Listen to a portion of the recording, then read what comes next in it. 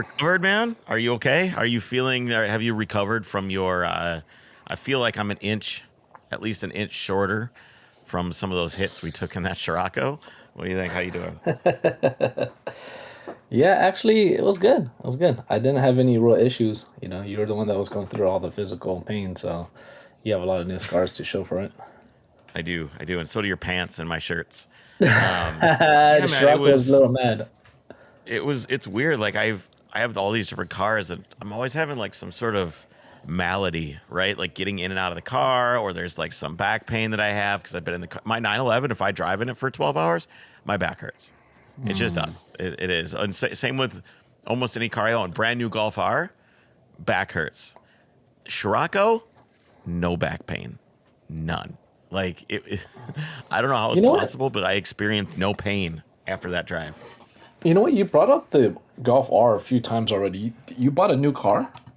I've had that for since it was almost new. I've put like 60 or 70,000 miles on it.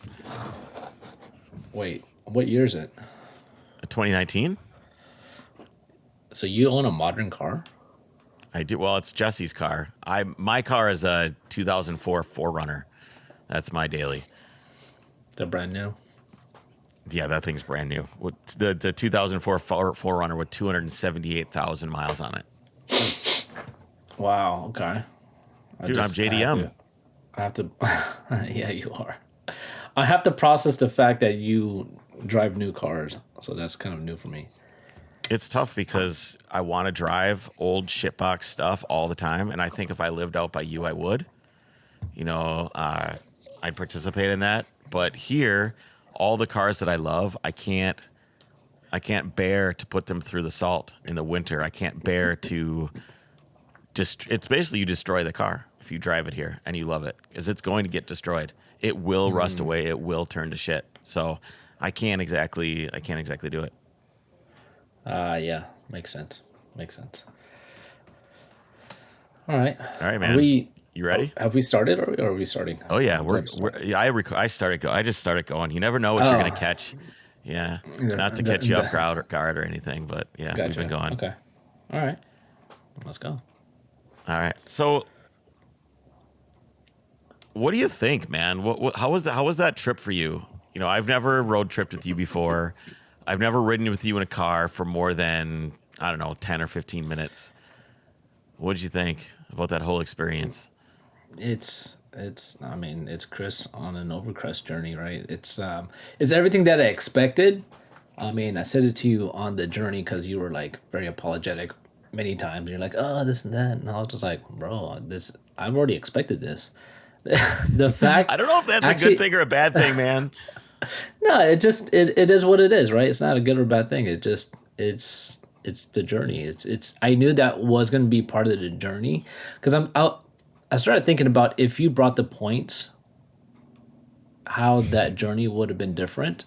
And I mean, we would have had it would have been a good experience, right? Like the car would have ran great. I would have been like, damn, dude, this little Scirocco really moves, you know? When I revved it in the car after we got back, I was like, damn, this is a completely different car.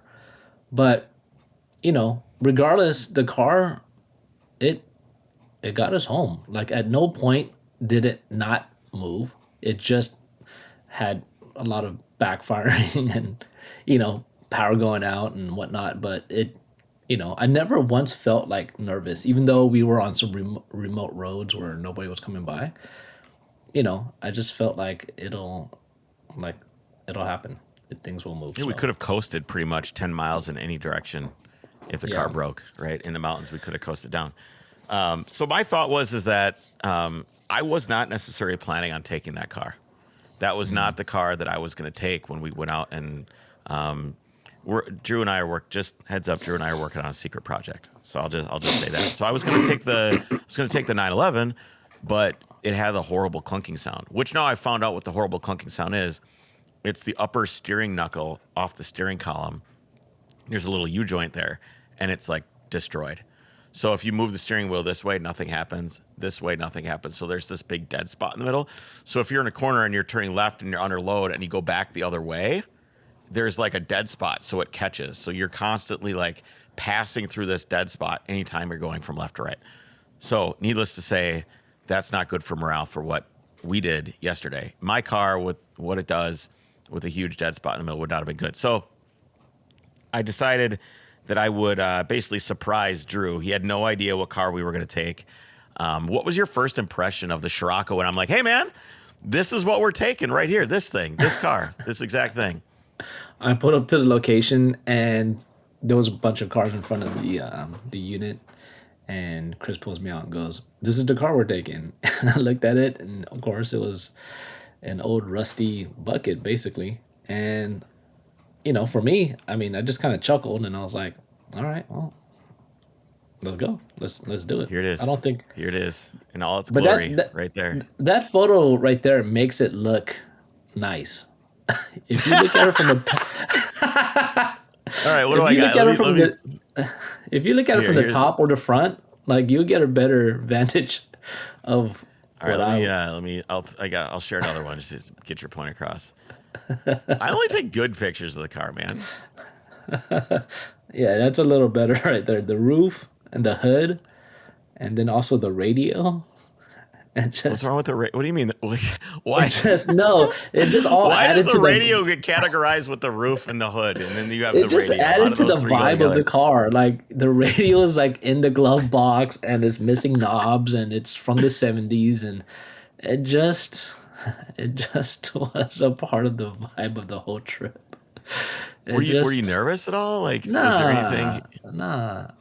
I that There photo it is is. There it is, hilarious. the radio in the glove compartment, and of course, there's no radio in the dash. Like, I don't know if the dude thought he was like saving his super tuner Panasonic shitbox radio for being stolen.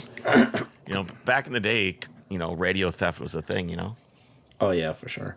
I remember when I was right about to get into the car, you pulled the seat back, and as soon as you did that, all the dirt and dust from the seat just went, bah, bah, bah, bah, bah, bah, and it just rattled to the back of the seat, and I was like, "Oh damn, this is it." Yeah, I think the car must have sat for a few years before we had the opportunity to drive it together. There's no question. Oh yeah, no question about that. The dirt, you definitely knocked the dirt loose. I mean, it definitely jingled all the way. So that was. So we fun. drove up Ojai, up past Ojai on Route 33, and we decided that road's incredible, which kind of makes me think, what makes Drew think a road is a good road? Because you really loved it. I mean, you talked about it. We both talked about it many, many times. What was it about that road, Route 33 out of Ojai, that made it good? Because I think, in your opinion, at least from my impression of riding with you, it was the best road. Like, that was the best road that we encountered.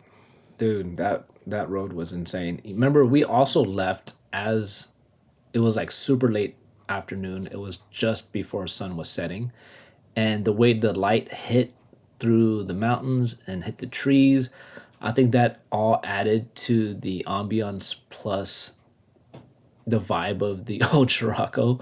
Like there was many elements of the trip, that road trip that we were going on, and the it just was so glorious. The everything from the greenery, how high we got in elevation, just like miles and miles of just mountains.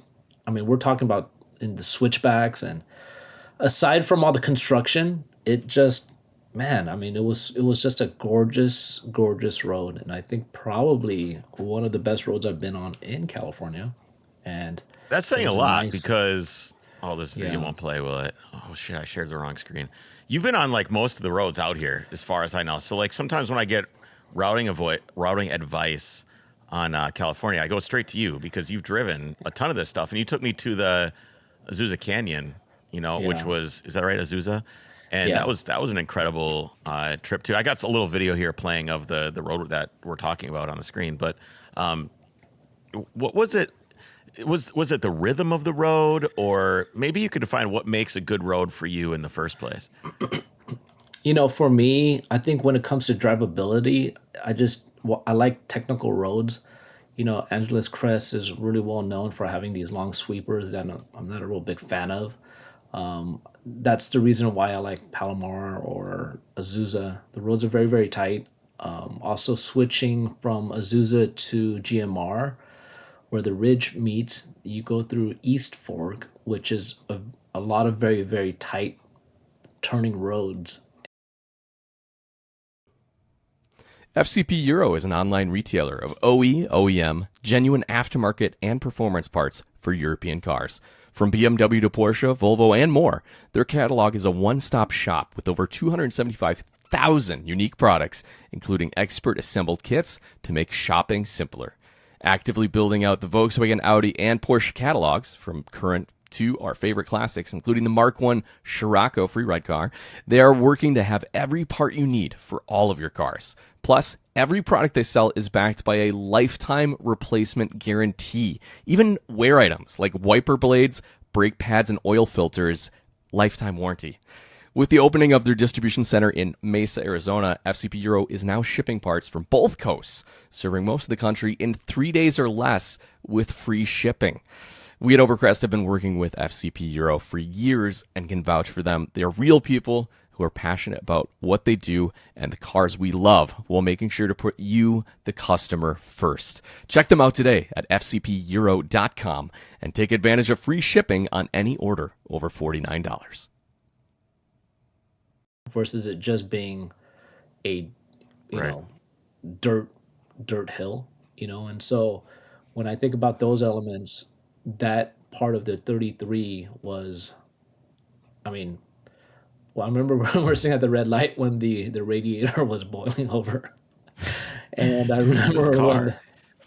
we we were we're at the red light for, I don't know, like 15 minutes. It was like forever, and I remember seeing a slew of cars coming down the mountain road, and I just remember like the scale of how big the mountain was. And when you're seeing, like, 12 cars, a train of cars coming down, and I was like, man, we're about to go up this road.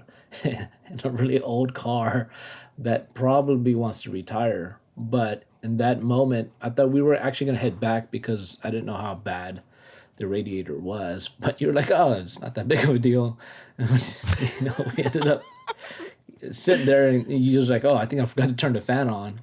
And you ended up pushing right back to the line. And then I was like, oh, all right. So that This is ended all up within like being the very first interesting. 15 I think minutes. if we yeah, we honestly, it would have been probably better if we went back and said, hey, let's just grab a few things in case the car does boil over again, or if these other parts that we're probably going to need and you didn't bring. I think those elements would have been really nice to have, but Yeah, we were someone already on wired the up the road. fan to a switch inside the car. So Mhm. anytime it gets warm, you have to turn on the switch manually. It's just little, and the wiring is it's house wiring. So it's like solid core house wiring that's running a 30 amp fan, right? So you hit the switch, fan turns on, and you can't hear the fan. It's pretty quiet when the car's running. You can't hear the fan at all, so you have no idea if it's on. And then pretty soon, all you just see is steam coming out of the hood, and you're like, oh shit, the fan's off. So you got to hit the switch and turn the fan on. Yeah, I mean, those were kind of the early, you know, elements of the trip that really kind of set in my mind. And we sat at almost every single light that was on the mountain pass, and it was frustrating for us because the car, you need momentum, and Hmm. we're stuck on the start of the uphill climb, and we're at a red light, and you just know it's just the motor just is not really happy with that. So Yeah. just So a lot of basically, elements like that. Yeah. what was happening was you would go over 10-20% throttle and it would just start misfiring, just like instantly. I mean, it was just misfiring. And to get to the point, what was happening is these cars have points, which is just like a little breaker that's inside the distributor, and the distributor has a cam on it which turns, and every time it turns around and the distributor points at one of the spark plugs, the breaker opens, and it basically tells things to spark. It's like spark, spark, spark. So every time that comes around. However, if these two contacts that are on these points get corroded or hot or pitted, they don't work anymore. So the spark just gets weaker and weaker and weaker until you don't have any spark at all. So when you aren't under load and there's not a lot of action going on in the combustion chamber, all this stuff, the spark is just strong enough that it'll run, right? So, and it runs smooth. It idles smooth. It'll drive smooth if you're barely on the throttle. But as soon as you touch it, or you want to do anything, or you want to go up a hill, or you want to breathe in any certain way on the engine, it starts misfiring like crazy. And because it doesn't have any spark, it's CIS, which is continuous injection system. So the injectors are always spraying at all times, right? So there's no computer, there's nothing to tell them to stop, that there's not any spark. So it just dumps fuel into the combustion chamber, and then it ejects the fuel into the exhaust where it then explodes.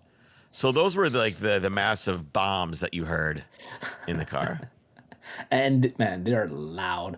I mean, the car's a tin can, right? So and I actually had my AirPods on with the what do you call that? The sound, The noise canceling. the noise cancellation, and I can feel it like just startle me. Like I would drive and be like, "Pow!" Just like, oh shit.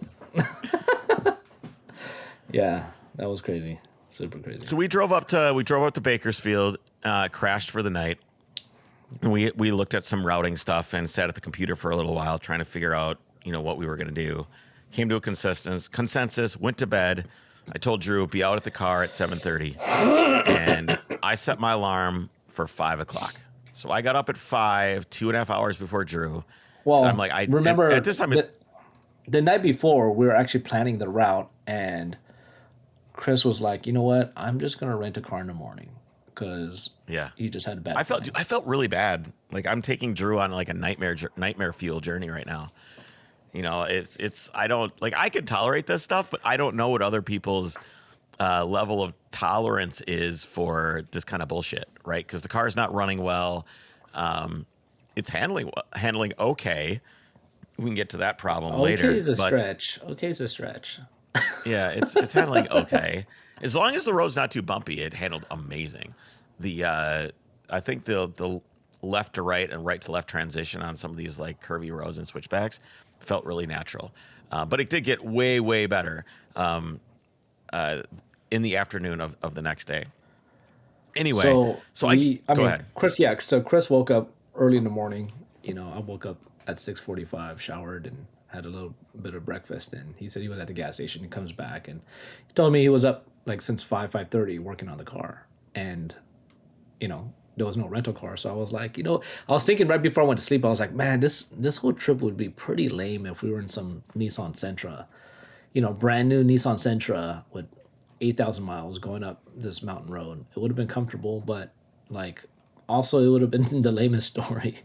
We're just going up and we wouldn't be doing a podcast right now. That's for sure. Yeah. I mean, we wouldn't have anything to talk about, but we ended up, I think the biggest hurdle that morning was finding a cell phone holder, which you bought at Walmart the day before. Because, see, the thing is, we went to Walmart the night before because Chris needed sandpaper so he can sand off the tip of the points.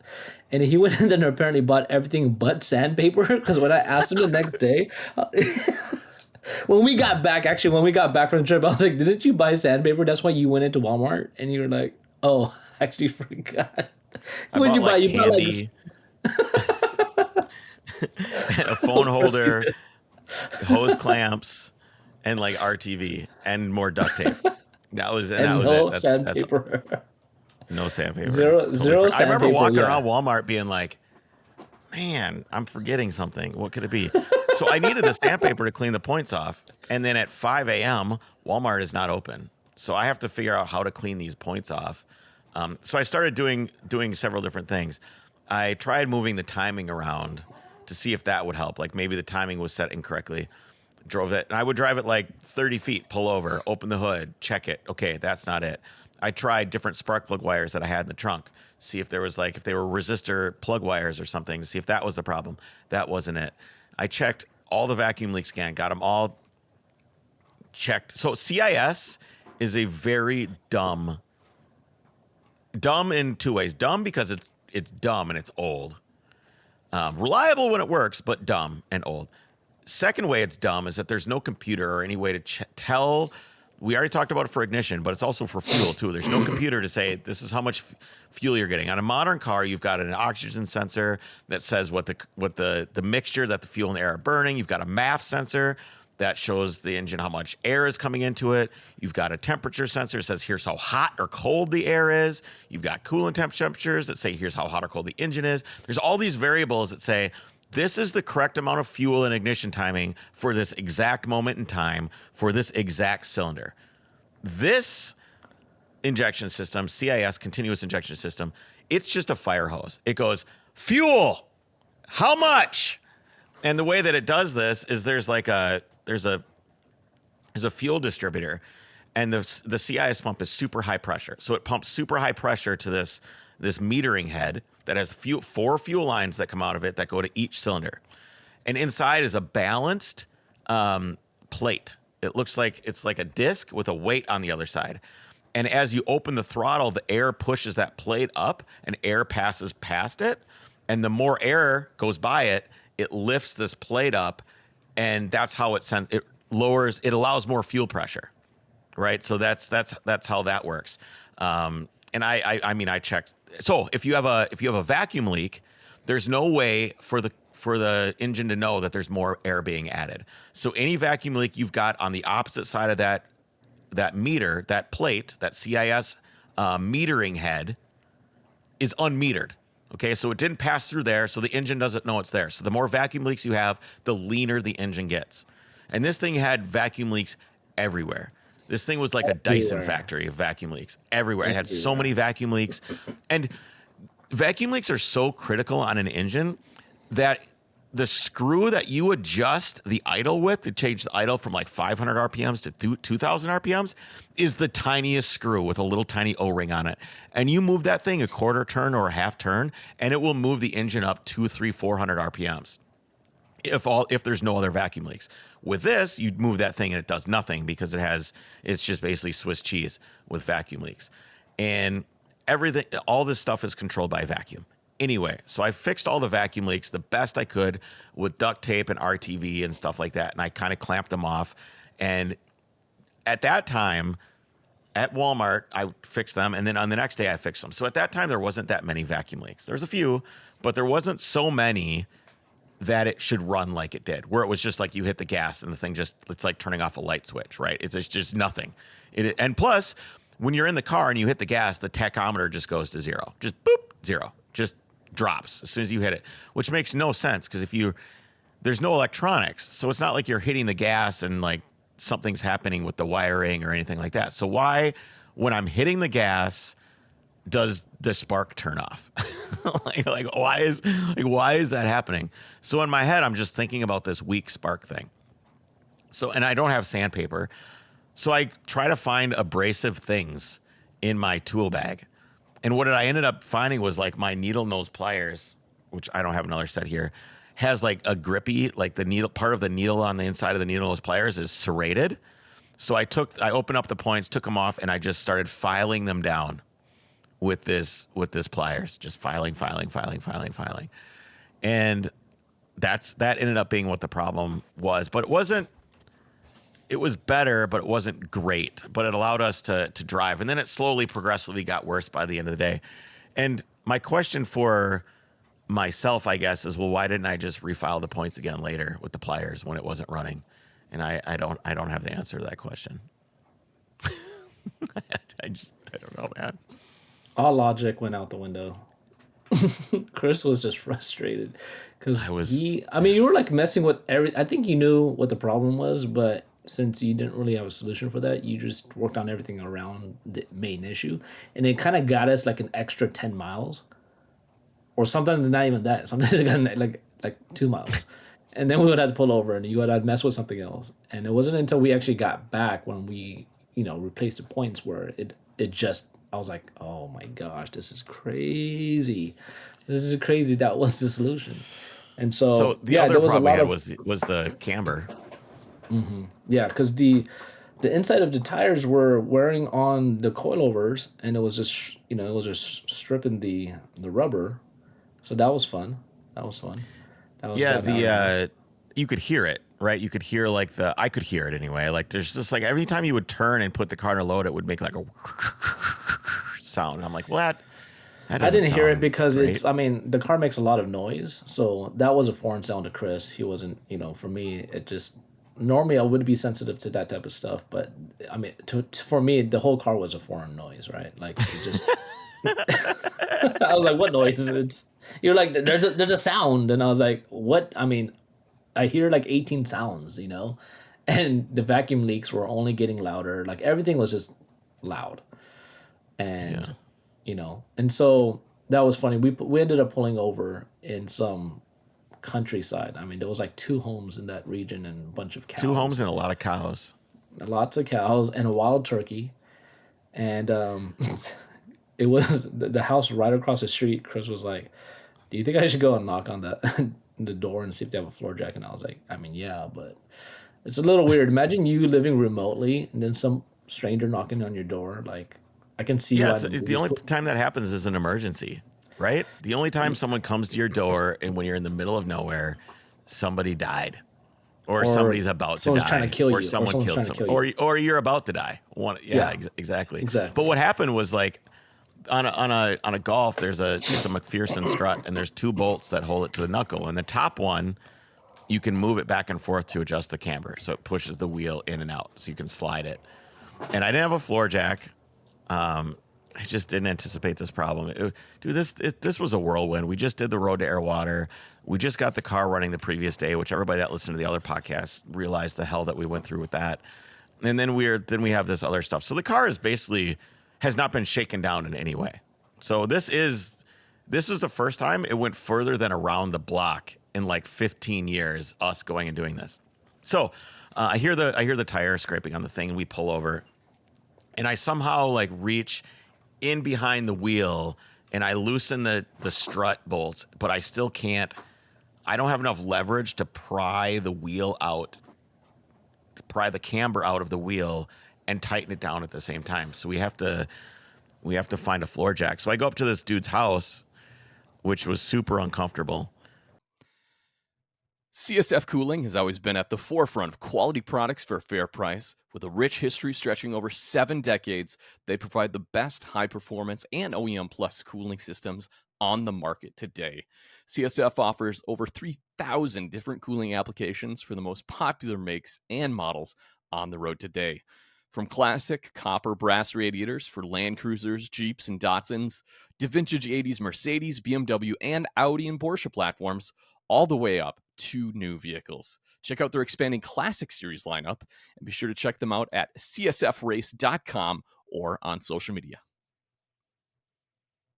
In the middle of nowhere. I usually don't have a problem going up to people's houses, but it was kind of early in the morning. I don't either, but considering where we were at, just a random Asian guy coming up to your door was a bad idea. So I told Chris, "You're up, bro." So I knock on the door, and I'm like just loud, right? I'm like, if anybody's in here, I need them to hear me. So I knocked, like it was pretty loud. It was a pretty loud knock. And I hear nothing for like 10 seconds, and then I hear whomp whomp, bump bump bump bump bump. There's a guy like clomping down the stairs. I thought this dude was going to be huge. Actually, he was pretty tall. But he opens up the door, and he's standing there in just like gym shorts, and he's kind of swaying back and forth a little bit. Dude, you should have seen how tired this man looked. This man looked wasted, tired. And it was 9:30 in the morning. Yeah, 9:30 in the morning. Yeah, I mean, most people should be up. At least they shouldn't be that tired by that. Anyway, I say, "Hey, man, I'm clearly you're sleeping. I am so sorry." He's like, "Yeah, this is my Sunday. I work weird hours." I'm like, "I need a floor jack." And he's kind of looking over my shoulder at the car, which is sitting there. And I guess it's probably a pretty unassuming car. You know, if it was like a new car or something, the guy would just be like, "Dude, just call roadside assistance. What are you doing? Why are you bothering me with this? Just call roadside assistance." But when you have like an old car and you're traveling, I think there's kind of like this romance that people feel the need or the desire to help, I think. I don't know. Anyway, so the guy's like, "I don't have a floor jack, but I can go get one." And then he kind of left it open as he's waiting for me to say, "Yes, go get me the floor jack." So I'm like, "Yes, please go get the floor jack." And he goes, "Okay, I'll be right out." Shuts the door. And it was a solid 20 minutes before this guy came outside. I mean, he was doing the full water on the face, slap in the face thing to wake up. That makes sense because you said that he looked like he popped out of bed, but he was kind of dressed. But I guess he did. He was getting ready. Yeah, he was getting ready Yeah, because he was straight out of bed. It took him a I long time to remember. come down the stairs, so that man sleeps naked because it took him a while to get to the door. I remember when you asked him what he does for a living. He was like, "Oh, this and that." And I was like, "Man, this kind of sounds like an intro to some horror film." Because he was This a and that, super tall guy. He was like maybe 6'3" or so, and very he had a handlebar bushy mustache and mustache. yeah, it just he looked like a very interesting guy. But it wasn't later when he told us that he was actually a firefighter Yeah. that we made. I was like, "Oh, that makes perfect sense. Why he's still sleeping and why he lives out here and all that stuff." And so yeah, but So the super dude cool goes and guy. gets us a floor jack in his Pathfinder, and A forerunner. It was a forerunner. in his Forerunner comes back, pulls the floor jack out, carries it over, and then he's just shooting the shit with us while I fix it. Right. So I fix it and I pull the camber out, and then we hop in the car and we start driving. And the first thing is we turn the wheel a little bit, and it's like the tire just starts howling. It's just super super screechy. So I pull Oh yeah, over in yeah. After. another grass or another gravel parking lot, get out the 22 millimeter wrench, pop the tie rod loose, and I basically eyeball the alignment right there. So I'm kind of going back and forth, wheel to wheel, looking at the alignment. You can only adjust one. The driver's side on this doesn't have adjustment. You do it all from one side of the car. At least that's, I don't know why that was on this. I don't know if you could put the tie rod on the other side. Anyway, the other side didn't have any adjustment, so I'm adjusting Drew's side of the car. Get it as solid as I possibly can. There's probably almost half a degree or 3/4 of a degree of positive camber on both wheels now, which is not super ideal. It gets a little weird when you're driving it like that. However, I will say that the first several corners we hit after I had done my ghetto alignment, it brought a smile to my face that I have not had in a long time. Like the discovery of a new feeling in a car, an unexpected feeling, just the joy of experiencing the newness of that car, but also a familiarity since I've owned like 20 of those things, right? Was awesome. I really felt at home in that car, and it made me pretty happy. Yeah, yeah. I mean, I remember you really talking about that and really considering how much you feel like you needed to be back into one. And I feel like maybe that's kind of the reason why a lot of guys in general, our age in our 40s, are kind of reverting back to kind of these grassroots, lightweight, you know, rippers. And, you know, I think it's a good thing. I think it's a good thing. I think a What's lot of that it. car for you? What's that car for me? That's a good question. I feel like maybe since I grew up in Hondas, I would almost feel like it would be a Civic hatch of some sort, like an EF or an EG. But I've never owned a gutted, track setup, weekend ripper type hatch before, and a lot of my boys are putting those type of cars together right now. And until I drive one where it really sets me off, I'm just kind of waiting right now because the last thing I need to do is go out and buy another car. I just have too many things sitting around, and my wife would not. My wife's pretty like, accepting of the things that I do, but I just don't need to add another car to the mix, and I don't have a place to put it, and I just bought an E30 recently, and that's just kind of sitting in front of my house, and I just need to I need the time to work on the cars independently, and so adding a hatchback to my story right now wouldn't be so good. But I would love one like something under 2,100 pounds, you know, have 180 horses, and just be able to rip, and so. I try to go up to the mountains as often as I can, and I try to do it once a week, but it still ends up being maybe twice a month. But it's nice that my friends are doing it because now I can just maybe borrow their cars or we just switch cars when we go up, and so it's nice having that option. But seeing you be so in love because I don't have any experience in a Scirocco, and to see you really kind of fall into that innocent space again, where you feel like we're young again, we're in high school, and whether we have the means or the funds to take that to top level or just do those in increments is there. But I feel like like anything else, we've had this conversation before, but I like to staircase like my improvements on my car, right? Like you don't want to go too heavy. So like everything I've ever done on even my Ars America is just like, bits and pieces. I do a mod and drive a few months and, figure out what's next. And you're just, you're staircasing it and figuring out. At this what's stage the in next life, move. it's easy to like take something like this Scirocco and just buy the catalog. You just buy everything Yeah. and you throw it on there. Well, it's funny because after we got back, I had a lot of probably your followers sent me, photos of their Scirocco's, and my only vision of a 1978 Scirocco is duct tape and rust and just wires everywhere. And when people were sending me photos of their cars, their show cars, I was like, man, that's very interesting. It can actually look really, really nice. But then What are you trying to also, say? it's always. I'm just saying you're driving a bucket right now. Yeah. But Yeah. it's interesting because it's like that whole debate about when you build up a car too fast and it's in its perfection stage, a lot of people have a tendency not to want to drive those cars, right? Because they don't want to beat them up and do all the things to it. So there's a lot of debate. You and I have these conversations a lot about like how much is enough, but for me, it's always about drivability. Like I want the car to drive a certain way. Like I want everything that my body touches. I want those elements to be really sorted. I want the clutch to be sorted, the brakes to be sorted. I want there to be good acceleration. I want the shifter to be good, and the steering, and all those things are really, really important to me. And I think when I get into cars that are all just out of whack, then I just have a tendency not to enjoy driving those cars. And just I don't have time to enjoy all the cars that I want to enjoy, right? So it's like my my the type of cars that I like just end up being super super narrow. Like when people are like, oh, Drew loves Porsches, and I was like, oh, that's kind of a stretch. I think I'll probably like 4 or 5 Porsches at most, because that just suits the way I drive and the things that I like to To be do. fair, you do run Cooled Collective. I mean, it's Yes, pretty I easy to do. pin that on you. Absolutely.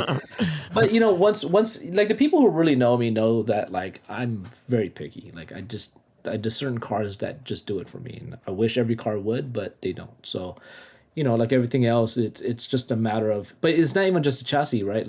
Everybody knows I love 964s, but I've driven like 50 plus 964s, and I've only driven about less than 7 of them that feel fantastic. Most of them feel kind of like, they feel underwhelming for some reason or Are another, these right? cars that are just stock, or cars that other people have modified irresponsibly, or both? I've driven, in the 50, I've driven all types, right? I've driven like low mile, beauty queens, and I've driven like pieces of dumps that look like the Scirocco a bit, and so, but you don't know what you're gonna get until you get into one and drive it, or if you have the ability to have someone allow you to drive their car, and when you do, you just notice that, man, you just notice that how important maintenance is when somebody goes out and spends the time and energy and money or whatever the case is to get a car dialed in. That's that's what it's about. I don't care how many miles you have. I've driven plenty of mileage cars, and they just drive like stock cars. It's very underwhelming. The car doesn't feel like it's got any jazz to it, and it's one of those things where it unless you've driven quite a bit of them and driven them extensively, like it's easy to get into the honeymoon stage of something, right? Like if you've driven like one air cooled car before, and anytime you get into one, you're just gonna think like, oh, this is such an amazing experience. But that's not the case, man. Like I've driven a lot of air cooled cars that just need a lot of work. These cars are old, and so they need maintenance. And if you don't have one that's up to date, then it falls a bit flat. And so I think in the midst of everyone being hyped on air cooled cars, like your car, I've driven your car in multiple different stages of your car and being multiple different, you know, vibes of and energies of what your car was at the time. And you know, you're at a point where your engine is badass right now. Like the last time I drove it last year at Mare Island, I just couldn't believe how good it was, you know. And even before that, your engine was really, really sweet too. But you know, you've had definitely some different iterations of it. And I've driven plenty of 3.6 cars swapped into G bodies and stuff that still felt very, very flat, or long hoods. And you know, I've had enough conversations with people, and I'm still trying to figure out why some of those cars feel the way they do, and why they don't all feel like air cooled GT3s, you know. So I don't know. That's a much longer discussion, but Yeah, it's strange. I think a lot of the problem is that as we talked about, and we were talking to our friend Mike, who's getting he got a CRX, and he's showing this mod list and kind of asking what he, you know, just we all do this, right? We ask each other for advice. Hey, what do you think of this thing that I'm going to do this car?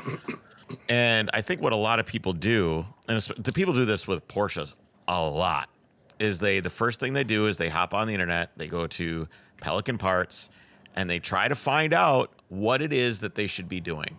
What should I be doing to my car to whether make it handle great, make it cool, make it faster? How much power is this going to make?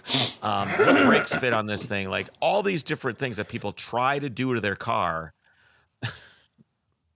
All these different things that people try to do to their car, which essentially ruin the car because it's not something that they decided that they need. They didn't go out and drive the car and go, oh, the car's understeering a little bit. I need to put a better rear sway bar, or stiffer torsion bars in the rear, or whatever the case may be, to change the dynamics of the car to fit the way that they drive.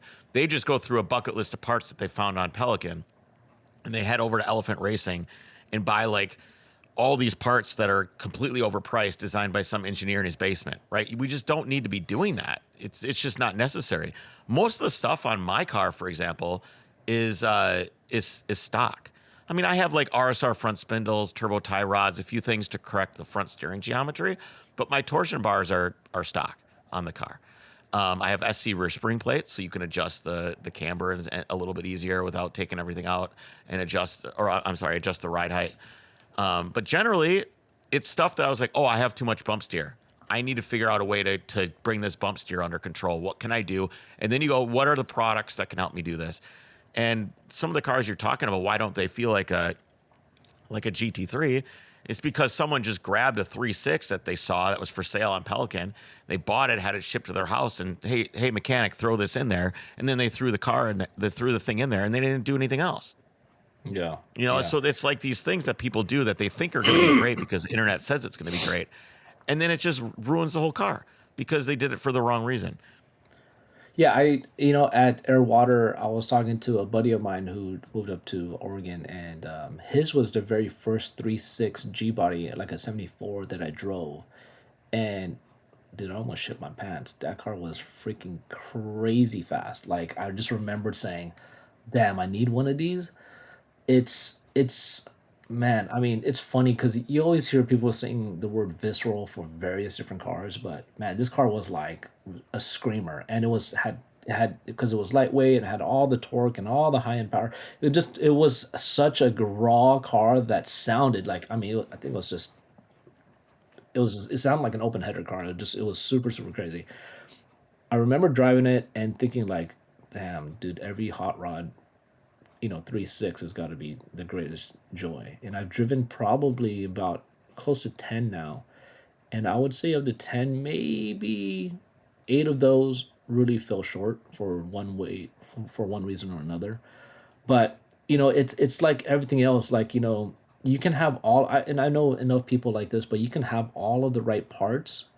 But if it never really got sorted, then the car's still going to feel pretty lousy. Like, you need to get in there, put the parts in, and really work with whoever you're working with, whether you're doing it yourself or your mechanic, to go in and come back and say, hey man, like my throttle feels like, I think, and it could be as simple as like a throttle cable, right? Maybe the throttle cable is a little too long for, you know, from a 964, you take a 964 motor and you drop everything into your G body, but maybe it's off by an inch. You know what I'm saying? And when you're pouring your car, maybe the cable is not snagging all the way, right? And so whatever the issue is, whether your motor's just tired or whatever the case is. And sometimes I just feel like some people just don't have enough experience because they haven't driven enough cars to say something about my car is off, or Right. something with my car is off. I just don't have the budget to fix it, or whatever the case is, right? But to me, I'm just being around them enough, like to know when a car is just, everything you would want it to be. No matter how it looks like, the drivability is what comes back and reminds you that, like, shit, like this is what this is why I love these cars, or any car for that matter. So Yeah, it just comes with but yeah, experience. yeah, and I think and that's not easy, to go out and drive people's car, or ask them to, allow them to, ask somebody to allow you to drive their car, because it's a respect thing. I mean, and sometimes even if someone lets you drive their car and all of a sudden, like, you going, all out on it, sometimes people are like, why'd you do that? Like, I said you could drive it, not like, go all out. I just did a video with Vin with his 360 in my NSX, and I remember somebody in the comment section was like talking about that, because on my first rip out, like, I gunned it all the way, and he goes, man, that's crazy, just on the first rip he's ripping your car. And I was like, yeah, bro, the car was already warmed up, like we were driving around for a bit, you know what I'm saying? It wasn't like it was a cold start and stuff. So it's just understanding where the comfort level is. Even I told Vin, like, when he was driving my car, I was like, dude, go for it, like, I drive my car hard, like, don't baby the car. But he was like, he was being a little nervous about it and stuff. And so I don't know, it's I think there are just a lot of different scenarios that come up. And everyone's perspective is like we were talking, like, we were in the same car, but you being on the left side and me being on the right side is a total complete different experience.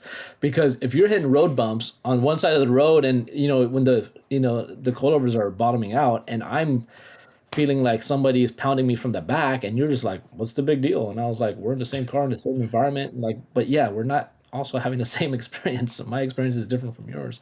And so it's like there's so many little things that change the perspective when everyone feels like their perspective or stories should be similar or the same, but it ends up not being, unless you understand the nuances of being in those circumstances and driving different cars to say, man, okay, I understand why you've had that experience, or why you think my car feels this way, or thank you for saying that. Like, I've talked to a few people where I've driven their cars and said, man, your car is amazing, top level. And for them, that's always a little comforting, because they know I've driven enough cars, and they'll come back and go, like, I'm glad it feels that way, because I feel like it feels that way, but they don't know, right? Mm-hmm. And so even like being a Scirocco, like, I don't have any, I don't know what that car is about. So the way that car felt, like, that was my baseline. So if I'm thinking, like, oh, I'm sorry, drive like that, right? So, but in the instance that I drove it, like, I can feel that there's a soul there, right? Because you can feel like the car. Like I said, I even asked you so many times, maybe the gas tank's just rusted through, or did it sit for a long time? And you're like, yeah, it sat for some time, and you can feel that the bones are old, and it hasn't really been driven that hard in a really long time, if ever. And here we are going on a couple of different mountain passes, and the car was just like, man, I really should be retired by now, but fuck it, let's go, and that's why I felt really connected to the car, because it felt like us. We're all a bunch of, all of us, including the car, we're a bunch of 40-year-old, whatevers, and, in the middle of the week, and where the hell are we going, and why are we doing all this? And, that's the story. We're like a bunch of guys, including the car, that's just looking for our next adventure. And I feel like the car I think we did justice for the Scirocco. And the Scirocco, I think we did. It's got a long way to go too. I mean, it is very, very raw right now, and it's gonna have a lot of changes. It's at a shop right now, just getting the vac. I don't have time to fix it. I don't have time to fix it. So I did everything I could. Yeah. Now it's at a shop, and it's gonna get some of the vacuum lines figured out. It's gonna get put on a hoist, and it's gonna make sure it's safe. Now that we've driven it 700 miles, we'll make sure it's safe after that. Make sure that it's safe. So whoever drives this in a couple of weeks, just know that we went through. It's me. I get to drive it in a couple of weeks. Yeah, Jesse is driving my 911. I'm driving the Scirocco. So I get to drive the Scirocco again. Wait, so when is this car going to be used for sponsorship at some point? Yes, FCP Euro has partnered. This is the free ride car. This is the we're gonna pick somebody not out of a hat. It's not like a raffle or anything like that. We're gonna find somebody that really, really deserves an amazing experience, and we're gonna give them another person all expenses paid trip to come drive this car in Arkansas with us, and they are gonna get to drive this thing. But by the time that comes around, the car will have gone to FCP Euro for a complete overhaul. All new bushings, all new brakes, all new everything. It's gonna get an engine swap. I'm not sure exactly what the engine's gonna be at, but it's gonna have a modern drivetrain in it. Not too much power, probably like 170 horsepower. AC Solutions offers complete plug-and-play air conditioning conversion kits for your classic BMW, such as the E30, E28, and E24, and soon-to-be Porsche. Featuring OEM quality components with period-correct finishes and materials, their products are designed as a drop-in upgrade to your old factory system, but with the performance of modern technology. Their products stem from hands-on design and development with a deep knowledge and passion for these vehicles. They're designed by enthusiasts for enthusiasts and come complete with a full warranty and quality instructions mirroring those of a factory manual. Check them all out at acsolutions.co. That's acsolutions.co. Something like that, which I think is fitting for the chassis. That's insane. 170 horses in that car is going to rip. Yeah, it's almost 100 more horsepower than it has when we've driven it. we drove it around 80. Well, stock was supposed to be 80 horsepower, but I think that car was driving around with maybe 45.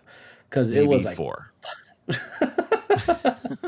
I mean, yeah, 45 may be a stretch, but it made it. I mean, like I said, it's like we were there at its rebirth.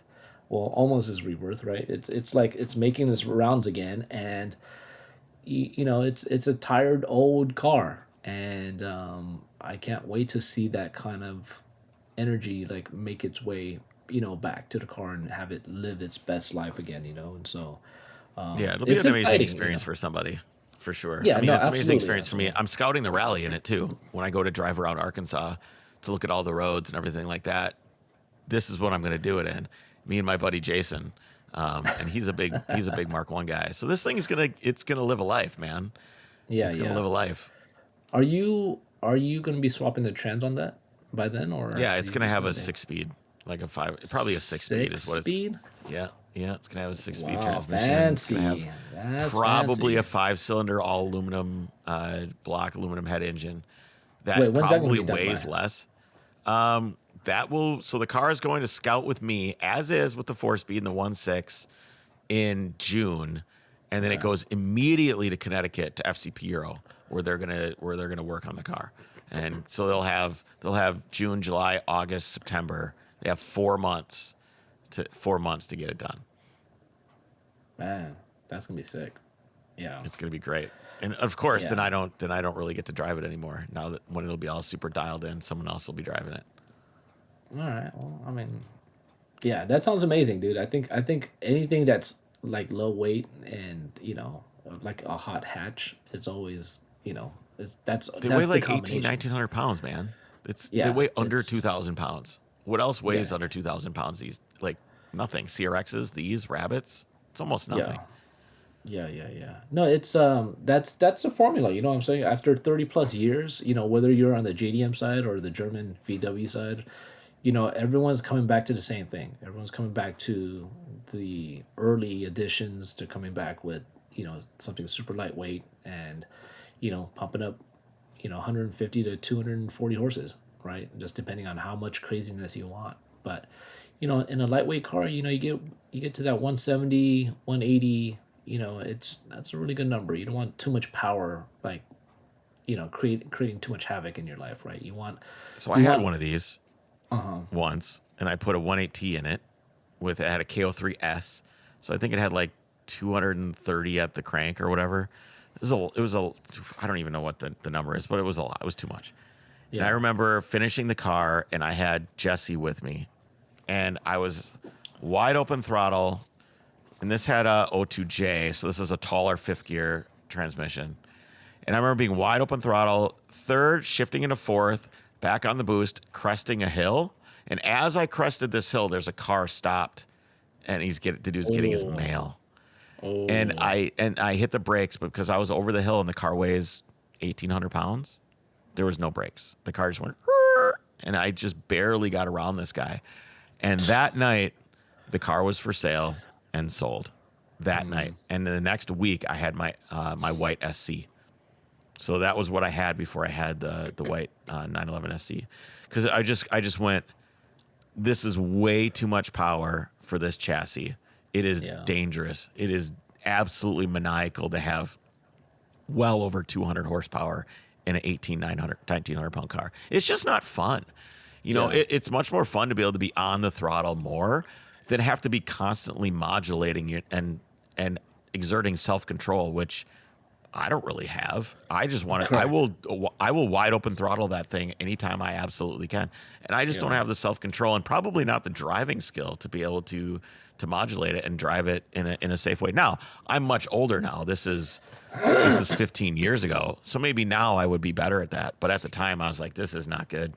No, it doesn't get better, because I can tell you, this is the reason why I stay away from turbos, because the last time my buddy who worked for this company gave me a 997 turbo that was doing 800 wheel horses. He gave it to me for the day, and I brought it back in 4 hours because I was like, bro. He's like, dude, you're done already? I thought you were going to drive around till tomorrow. And I was like, nah, bro. Like, I'm going to kill myself, because tomorrow will never come if I don't give this thing up. Absolutely. You know, once you get addicted to boost, it's like, it's a drug, man. Like, you're constant. I mean, having 800 horses, 700 horses on tap is freaking stupid. Like, it just, I mean, you just, every single pull is just like, and it's just like insane. You're just like pulling. And it's just, I mean, you're getting 5 miles per gallon. You know, you're you're the asshole. Like, every red light, you're just like ready. And you're just like freaking just pounding and just looking around, just like what what can I demolish? Exactly. And it just was bad combination, because I remember when he dropped off the car, the tires weren't like the freshest and they weren't the stickiest. It was just, I mean, if you're gonna have turbos, like especially high powered turbos, you know, you're gonna want some good tires, and you know, more than any other car. And I was just like, man, this is just a bad combination. And after 4 hours of driving, I was just like, man, I gotta return this car, because I can already tell that, you know. And when you drive turbos, you know, you gotta drive them in a different way from NA, right? In NA, you're a lot more loose with the way you're driving. But when, you know, for me, I want to shift a little bit before boost kicks in, just because when boost kicks in, I'm gonna ride it to redline, like every freaking time.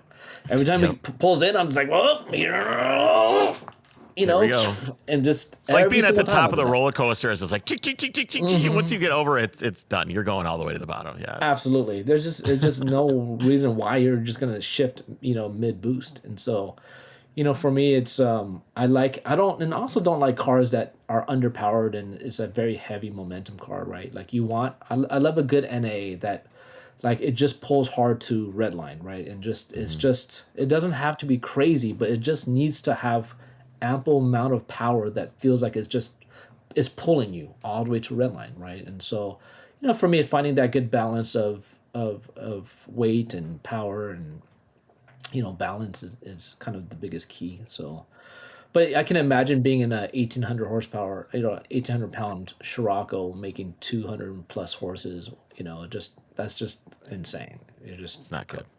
Yeah, it's not good. Another buddy of mine built one with like a GT30R or whatever turbo, had like 280 wheel horsepower, and it, with a limited slip, it would just light both tires up, and you'd just be burning out in second, third gear, going from lane to lane with the tires on fire, and it's just not. He sold it too. He's like, this is unmanageable. It's too much. And I think one of the reasons we do this is the car show syndrome. You know, you have to have this box check, these things, this big turbo, that thing. Because when you show up at the car show, people will be like, hey, what do you got done to this? And if you're like, yeah, it's chipped, I mean, the people feel like the conversation is over, and they can't compete in the car scene. Which leads me to like I have a question for you, and I'm kind of springing this on you, of course, but pretend that you are talking to California car culture right now. Like, you're having as the culture as a whole, if it was something that you could talk to, what would you say to it to try and make it better? Because you talk a lot on social about the issues that you experience in the car culture that you're immersed in, that you're surrounded by, and what would you say to California car culture that you think would help make it better? Honestly, I think there's a lot of new entries into car culture in the last 6 years. If you think about people who've never been into cars when they're younger, and then they're a little bit older now and they're buying all sorts of cool cars, whatever that may be. I feel like the social status of showing up to Cars and Coffees and showing how cool you are and the amount of money you have and all the things that people do at Cars and Coffees. You have people who are just genuinely that just love cars, and then you have people who show up because they want to, they want to be known. And I think that for me, the big thing that I feel like SoCal is missing is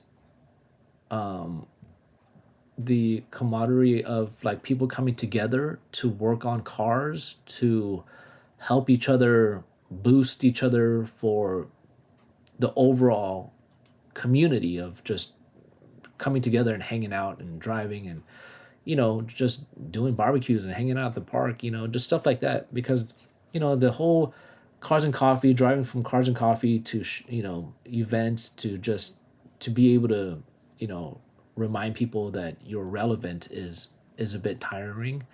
And like everyone's got cool cars in California. Like, what I'm saying? Like everywhere you turn, someone's They're got everywhere. a cool car. It's just. I mean, I'm driving around on Saturday morning, like, it's overwhelming for somebody that's not from there. Yeah. Like, oh my God, look at that! Oh my God, look at that! No rust on that thing. Look at that truck! Oh my God! I mean, it could be anything. It's just, if it's just old and not rusty, I'm saying, holy shit, look at that car. So it's overwhelming. It's tough because I think we all chase what we don't have, right? So like if you are in a state where it's just a bunch of rusty buckets, and then you see a clean variant, you're going to desire for that, right? And then when you're in California and you see all of the most mintest conditioned cars, and then that gets boring for a while, and then you're like, well, those cars don't get driven. So then I want to see some scars on a car that, that have been driven and that have stories to tell. And for me, I guess that's where I'm at, where I want to see cool cars. I want to see the scars on the cool cars. And I want to hear the stories that the owners and the cars have to tell.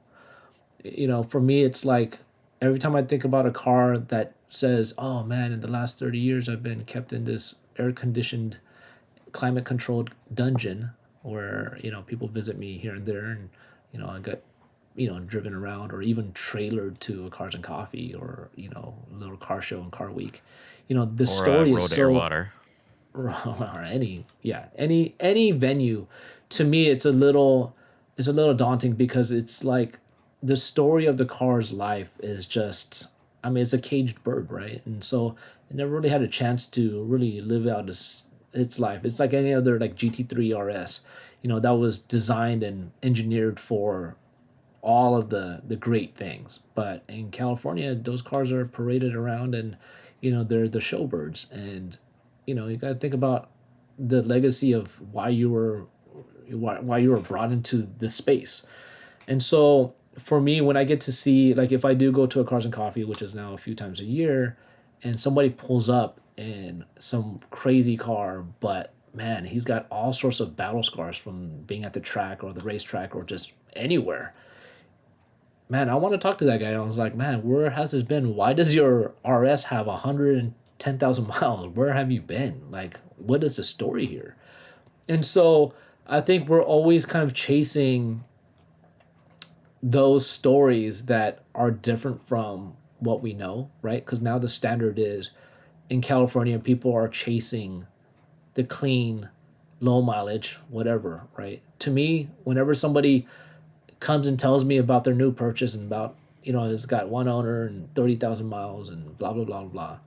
To me, it's like, great. Like, what are you going to do about that? Are you going to leave that car in your garage and, not drive it as well? Because once again, then if that's the case, man, I wish you the best, bro. Like, but to me, it's like, at what point are you going to enjoy these cars for what they were designed for? Like, how's it affect your life and your sanity of, and your mental health and all those things. Because I think once people realize that once you drive a car that you really connect with, like it's like meeting the woman of your dreams, right? It's not like in high school you might be like, oh, I want the hot chick, and everyone will see me with her and think that I'm a cool guy. But ultimately, if you're with a chick and she's pretty, but you guys have nothing to talk about and you guys don't connect on any level, what is the purpose? You're just with her because you want people to see that you're with a fancy bird. You would rather be with a bird that you can have conversations with and enjoy being around, just hanging around with them and doing all the things and having adventures and stuff. So to me, it's the same thing with the car. If you're not really enjoying the car, why don't you sell it and move on to another car until you get to a point where you're like, damn, man, I like freaking love this car. I want to do all the things with this car. I want to make sure when I exit that I've done all the things, and like I don't leave anything behind. And so I just think that most people never gotten to experience that, and so people don't desire it because they're just thinking that the cool thing is to buy a cool car and make sure that people see you with it. So everyone's still, for me, in the high school mentality versus being in the more mature state, which is being in your 30s and your 40s and saying, nah, bro, that's not what makes cars cool, bro. Making cars cool is finding something that you fuck with. Like my buddy Drew is fine. My buddy Drew, who is probably the only guy that I know who's into Jags, right? He's got his E-type, F-type. Sorry, he's got his F-type. He's the only person that Yeah. I know that like supports this whole chassis. I don't know anybody else who likes that car, but he likes kind of quirky cars. He likes British cars, and I love the fact that he will cheerlead for this car to the death. And to me, that speaks volumes on somebody who has enough self-conscious and like in value in saying like, I don't give a fuck if anybody else likes this car or not, like I fuck with it, right? And it's kind of funny because I like a chassis that's very popular today. Like a lot of my chassis are very popular, but that's not the reason why I fell in love with those cars, and that's not the reason why I continually own those cars. I love those cars because I've been around them enough where I felt like I had to fall in love with those cars over a period of time, and my love for those cars continued to grow. And I'm the type of person, if I'm around a car that I fall out of love with, I will sell it. Same thing why most people know, like I've owned a 993, and after 3 years I just couldn't really get into the car and I sold it. And even my GT3s, I had a 997 and I loved it, but overall, like it didn't really fit my lifestyle too much. I was driving that car every 3 or 4 months, and I realized that it's a very specialized tool, and it doesn't really fit my lifestyle as much as I think I would like it to. Is it cool having a GT3? Absolutely. But for me, it's like, if you're not gonna use it, then it best go to a home that does. And if one of my buddies has one, then I'll just drive theirs around, which I do. My buddy Alan has a GT3 RS and 997.1, and whenever I want, I can have access to it. But even then, I drive it maybe once a year, because Well, how do you for me, it's convince not these people that are like elevating the GT3? Like this person's like, I'm going to go to Cars and Coffee with my GT3. right, right. Okay, so that's what I'm going to do. Or I'm going to go to Well, Cars and Coffee in my 993. How do you get that person to see what we did in the Scirocco as a benefit rather than an obstacle? I've talked on a few different Discords. Like I was on the StanceWorks Discord. I got into this argument with these guys where they're like, man, that's just so far. I don't know why I would ever do that. I don't really understand. I'd rather just like tootle over to the Cars and Coffee and hang out with my bros and then get lunch afterward, which is, that's yeah. fine. Petrolbox is a monthly service made specifically for the automotive enthusiast. Each month, they carefully select items including tools, detailing supplies, apparel, garage gear, stickers, and publications to be sent right there to your doorstep. It's a curated selection of the latest and greatest gear in the industry, and there's actually 2 different levels of subscription to choose from.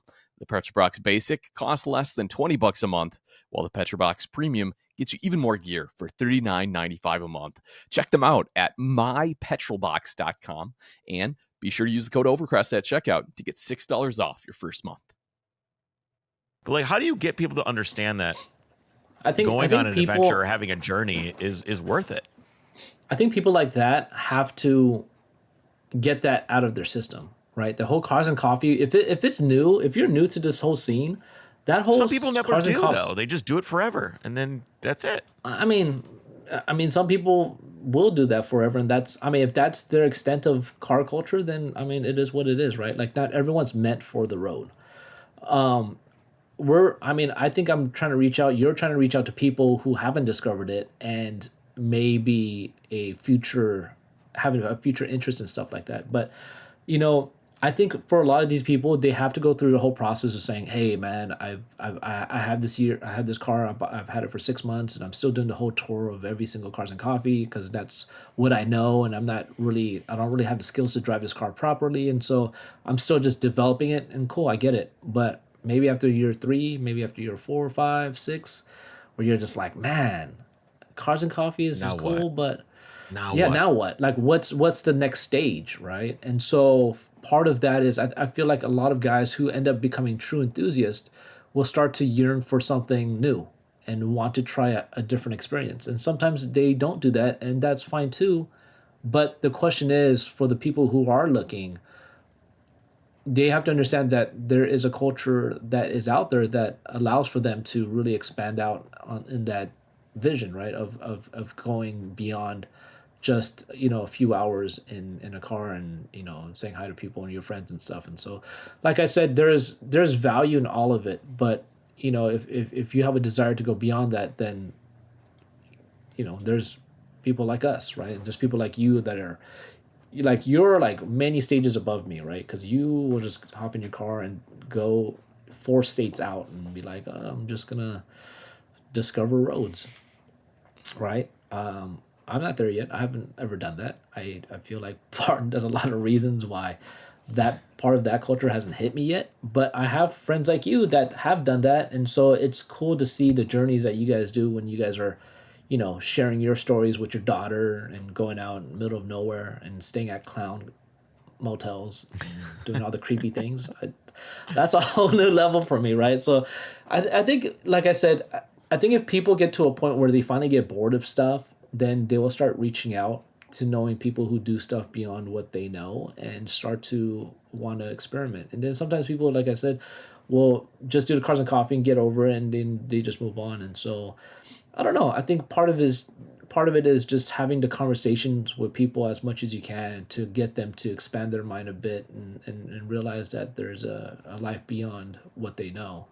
But like I said, I think a lot of people are new to the car community in general, meaning that they weren't modifying cars in high school. They were modifying cars in college, post college, right? They just got into it in their 30s, in their late 30s, or maybe even in their 40s.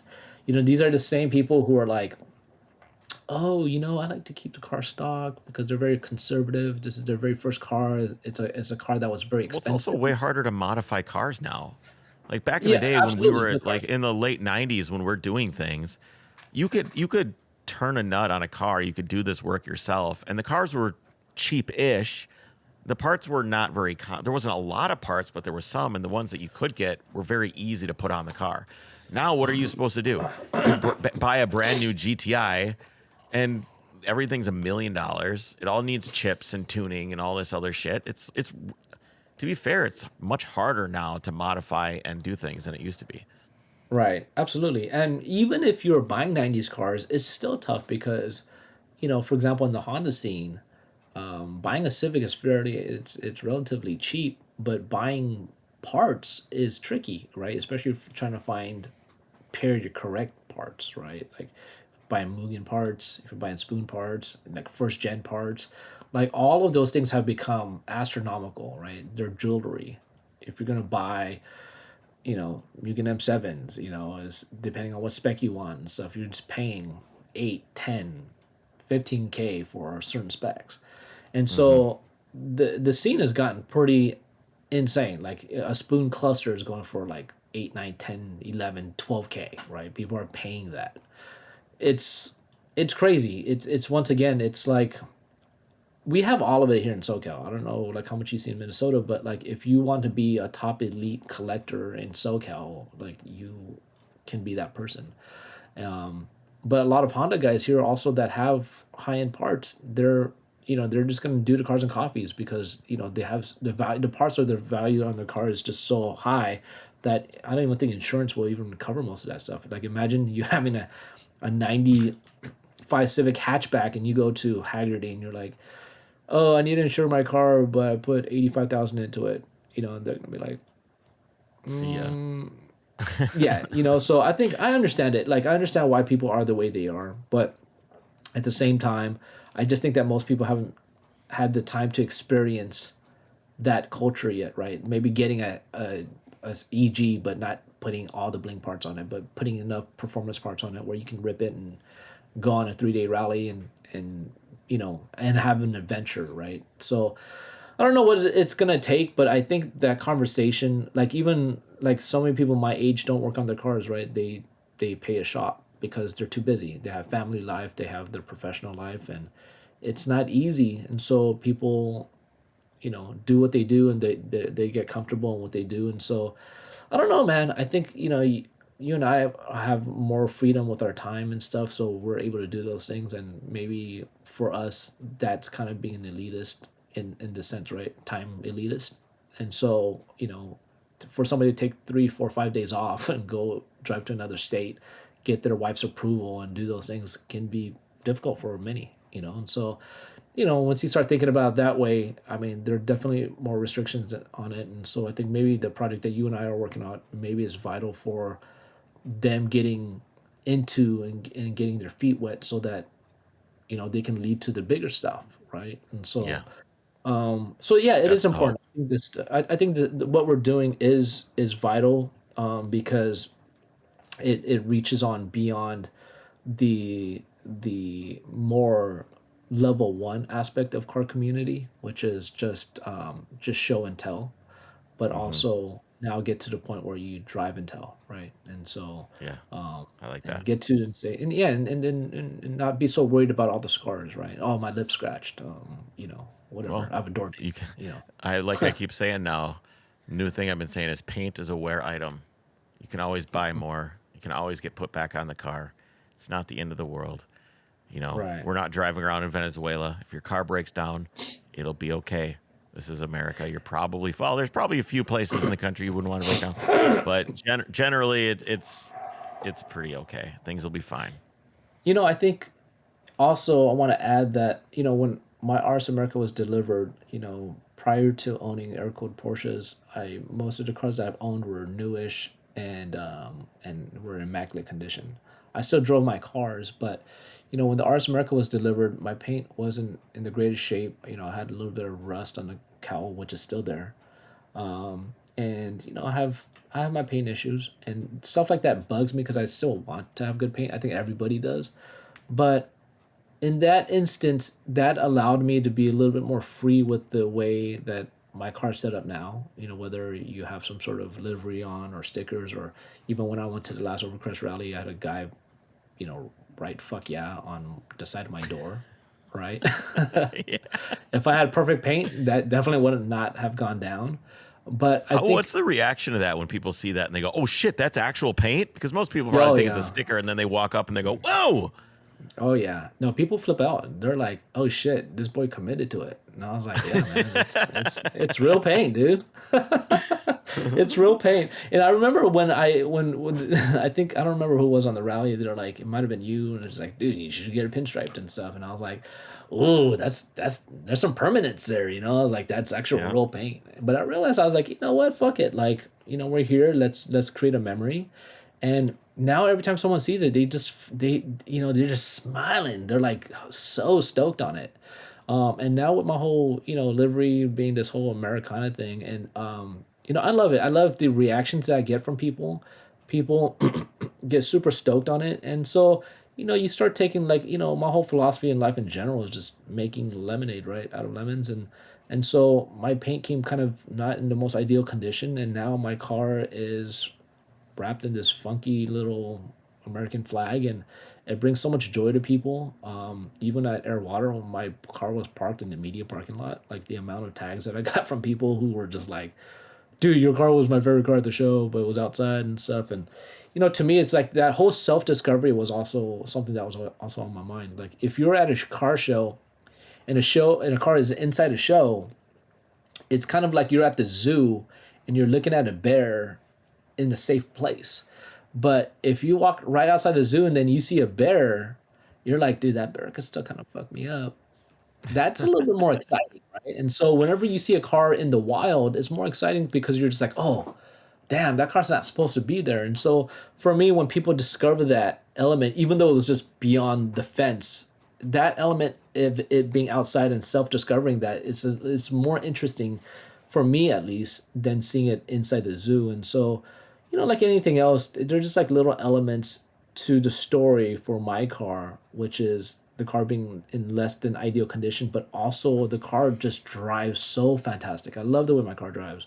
I remember last year at Mirror Island when you and I switched cars. I remember we were waiting at a red light, and I remember as soon as it turned green, like you ripped it on a left turn, and I was thinking like, damn, my car is ripping. And then I remember I was in your car, and then I ripped it in your car, and I was like, man, see, this is what it's about. Like Yeah. we're just two kids that just love cars, and we're just living out our car dreams, right? Our car memories. And I just remember how amazing your car drove. And at the time I was still really discovering, my RS America and what it was valued at. And now that I've had it for over 2 years, like, I mean, I'm absolutely just in love with the car. The car just drives so amazingly. And the way it's set up right now really came from the fact that it was so imperfect.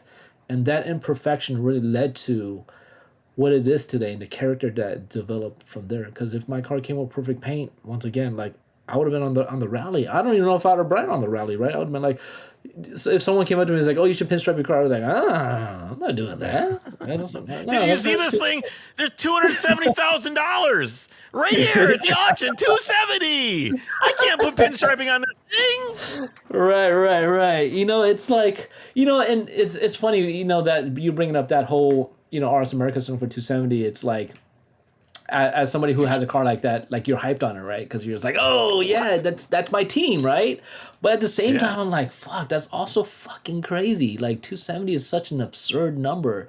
And then, I think in the last 3-4 years, now that like these cars are reaching these new numbers, also then you start to get certain looks and energies from certain people, like, damn, like what makes you the guy that can have a car that expensive? Fuck you. And you're kind of like, bro, like that's not how this story started for me. You know what I'm saying? I've been in these cars for a long time. Well, that just gets into envy culture, man. That's dangerous. Yeah, and once again, that's the reason why I feel like I don't, like for me, I'm always kind of fighting that, right? Because it's not like part of the way we share car culture. Like I'm always a little sensitive about like not overstepping our boundaries and being like, well, I have this and you don't, so fucking fuck off, right? Like the conversation becomes, yeah, for sure, I'm blessed to have a car like this, but by no means am I coming to the table and reminding you that you're short.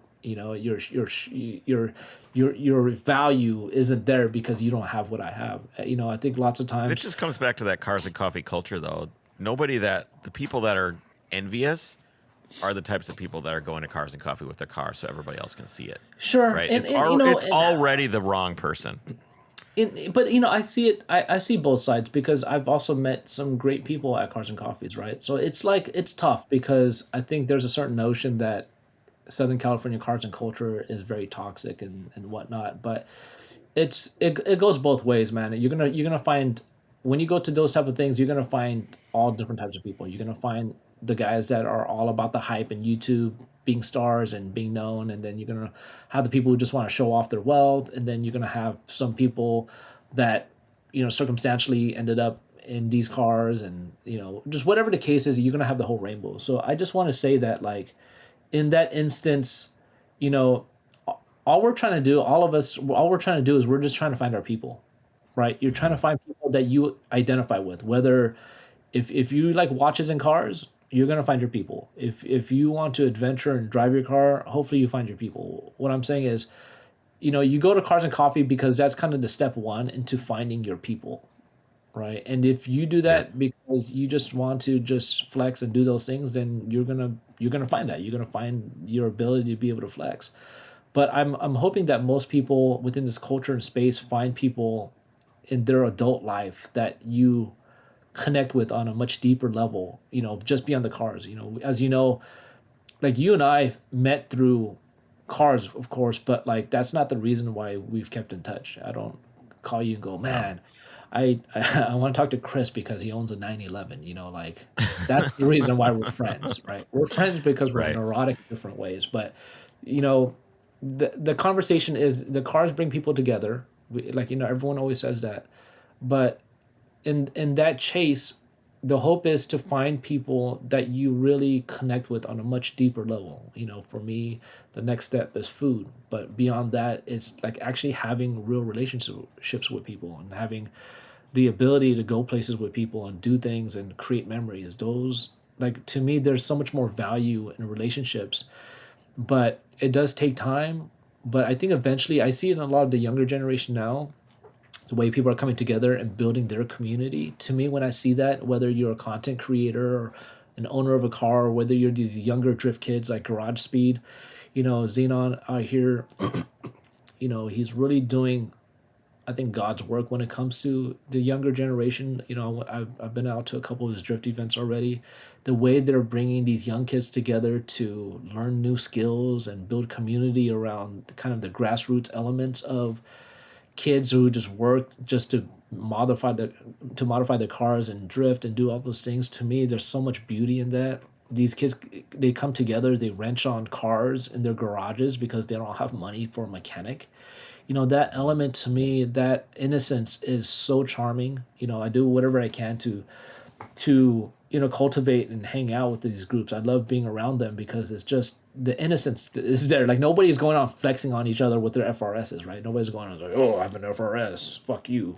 They're like out here and just like whatever wheels they can find, put on there, and whatever $60 tires they can go on, and so they can run a couple of hot laps. To me, the fact that they come together, to rent a truck, to bring a trailer out and bring tools so that they can help each other, that whole community is really an amazing community that like I see being cultivated currently at the grassroots level is so amazing, man. Like whenever you're out here again, dude, you got to really, see that culture, whether you're into that type of culture or not, but to see the way the kids come together and be a part of something that's dying off in their generation is so beautiful, man. Like I really, really embrace everything that they do, and to hang out with them and to see how they operate is sometimes I'm just blown away. Like, damn, man, you guys are drifting cars that literally were like the whole car is just falling apart, but they just make it work.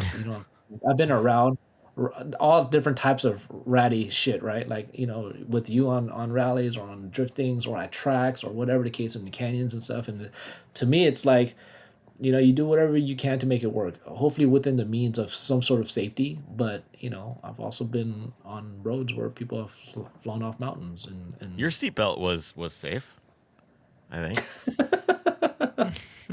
yeah, it's I feel like at some point I'll start taking safety a little bit more seriously once something, more serious happens, but knock on wood. Like I mean, even in Miami, last year when I was with Danny and we're doing just stupid speeds. I remember when I got into his Promodet G body. I remember I jumped in, I grabbed the harness and I was like, pulling in, and I was just like, bro, your freaking harness is not even freaking harnessed in. You know what I'm saying? What the fuck? Like, I remember and Danny, I remember when we're doing highway pulls while it was pouring rain in Miami, right? We're doing like very, very, very high speeds. And I'm thinking like, I mean, I guess it doesn't matter if I don't have a harness because even if I did, we'll just be dead. Like at those speeds, like everyone's dying. But I'm thinking like, damn, like I've definitely been in some questionable car moments where I'm just like, I don't know. Sometimes I just feel like I'm too down because, when people are just like, do you want to do something? I'll be like, sure. I won't even second guess it. And so, but because of those moments, I've had some great memories and stories to tell. And so, and that's why I think that's what keeps me young. And, when I think about guys my age that are just acting like old men, it just, Life is risk mitigation. That's all it yeah, is. absolutely. That is exactly what it is, right? And for me, I think I feel like the fun factor versus risk thing is like, I'm always just swaying to, man, that really sounds like fun. I think I'm down. And so, Try not to think beyond that and just say, fuck it, let's go and create a memory. And so, but you know, as the older I get, I had to start swinging that to the to the safer side a little bit because I know that dumb things happen so much easier than I anticipate. So yeah. Yeah. But yeah, man, Well, dude, I'm glad we did this trip. With you, it's like I that's what I said, was just gonna say. you were apologizing a lot for the trip, and I was like, bro, like you don't like for me, like know that I mean, if I say yes to something, I'm not the type of person that will just go yes to something without thinking about it, right? Like if I'm saying yes, I'm saying it yes on my own accord. Like I'm not saying yes because, well, except for me maybe climbing that oil rig thing and drinking the water fountain, the waterfall water. That Dude, definitely. that I took a normally lot of peer pressure. That was a lot of peer I pressure. Drew normally drank. I normally don't There's cave into peer pressure, but my wife was telling me, she was like, "Man, you're getting soft because the fact that I drank." Okay, so we're on the side of this mountain, and the waterfall is coming down, and Chris is telling me how good that water is, and I'm just like, "Nah." He was like, "You should try it. dang It's good good." And I water. was like, "Nah, man, I don't do that type of stuff." But eventually, Chris talked me into it, and here we are. 4 or 5 days No later, I'm Giardia, you're good. fine. The water's good, and it actually did taste good, and. But it's like instances like that. I'm like, man, you know what? Fuck it. Like I'm down. Like if you ask anybody who knows me, like if they ask you if Drew is down, like they'll always go, dude, Drew's down because As long as he can I'm take a down. I'm nap down for along an the way, adventure. he's down.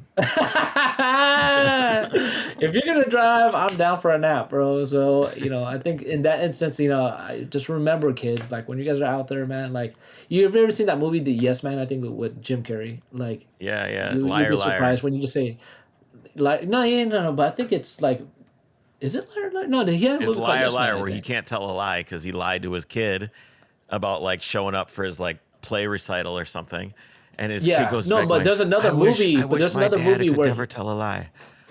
he just says yes to everything. I think it's called Yes Man, and it's an awesome film where he's this kind of very super conservative guy that says no to everything, and he eventually starts saying, somebody dared him, I think, or maybe he made this wish where he Oh, it is can't Jim say Carrey in no to that. stuff.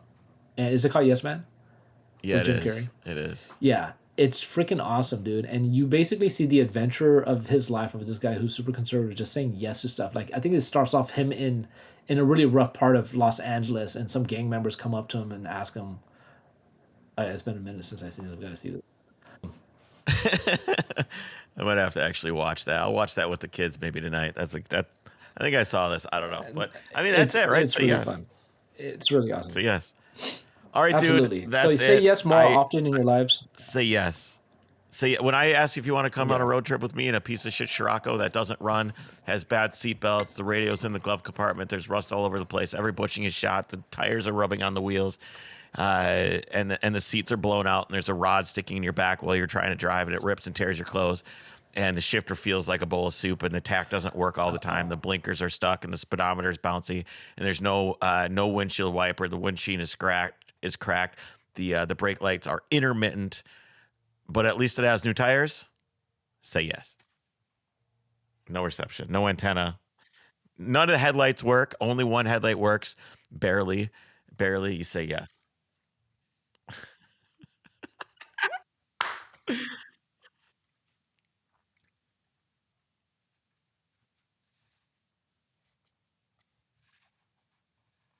No, no way.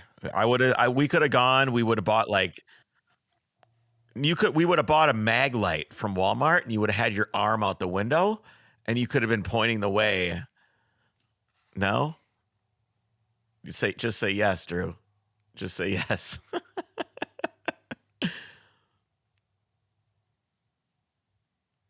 All right, man. That's it. I appreciate you. We got some adventures coming up. Just keep your ears peeled. That's all I can say. Thanks, buddy.